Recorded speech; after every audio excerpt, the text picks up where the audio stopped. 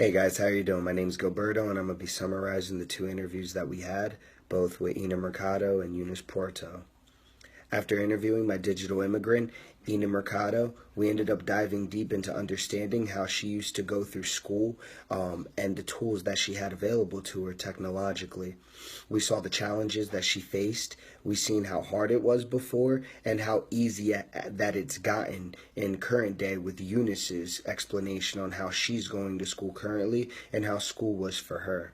Now, of course, we definitely seen the progression of technology going forward with both of their conversations and understanding that in today's society, it makes it a lot easier for both of them to accomplish and complete a lot of their things. But the biggest thing and the biggest drawback that I got from this was the fact that understanding that back in the day, things weren't given to you easily. There was a lot of stuff you really had to work hard for to gain the answers. A lot of it came from the way of learning and understanding that you had to look for your answers. You had to go and search for them and find them. And once you uncovered that answer, that at your point is just that's the answer, point blank. At the moment that you find it through research, and we're talking tons of time in research, time that we have consolidated and we have been able to break down by simply having the availability on our phone to be able to look up on Google and live stream different researches and things like that. Give you an example, this whole entire project I did off of my mobile device, and it just wows me the fact that my parents would kill for any type of formality that we have now like this to be able to get done the different things that they had in their past. I see that a lot of struggles that my mother had with trying to help me with school was it was really mainly because of the advancement of technology. She did not know how to power up a computer, how to operate Ask Jeeves, or understand how Google worked. She didn't know exactly what it was to go into a word processing document and formatting it the way that you need to. She never understood what it was to type a paper in MLA or FMLA format, APA format. You're going to be seeing that a lot of her stuff was handwritten.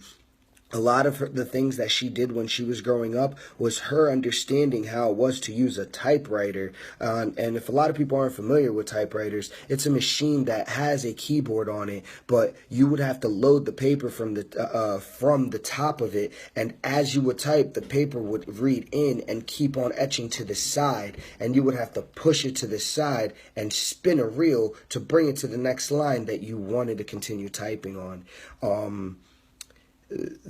Nowadays, you don't even have to worry about that. We even seen the progression of printers go from standard printers, almost like how a typewriter would print in essence, going to the way that LaserJet printers are operating now, and how quickly you can get something made in color in mere seconds. I remember when printers used to take a couple minutes to print you out something that was in color. It's mind-boggling. Understanding that this interview has definitely opened my eyes to understanding that no matter who you are and what you have available to you, there's always going to be something out there that can help you and benefit you at a more efficient level. And to understand that, with also that being said, that a lot of people don't have those tools and those advancements to their advantage to be able to do the things that we do nowadays. And we honestly take a lot of it for granted. We are predisposed beings of understanding that we already have these tools to use, to utilize, to capitalize on. And with us capitalizing on them, we take it for granted, understanding and thinking that other people already have that availability. But the truth is, from seeing Eunice Porto's interview, she didn't have any of that.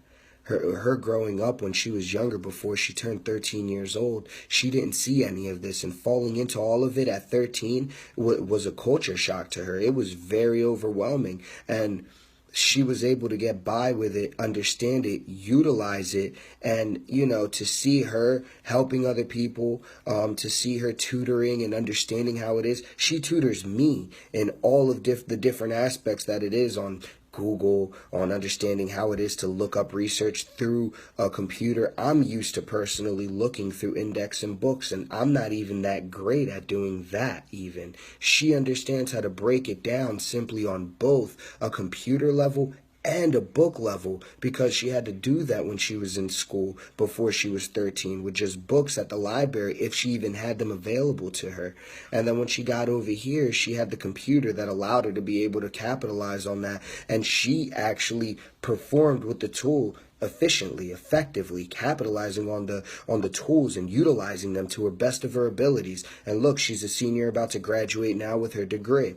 My mother works in the health field, doing little back end reports and things like that for her job, but she uses the systems in order for her to be able to file, understand what the patients need, knowing their necessities and things like that. And they're all up at her in a moment's notice. Imagine if they still had a filing system and had to document all of that little intakes, and God forbid if files were to fall and get mixed up, then all of a sudden at that point you have a bad situation on your hands.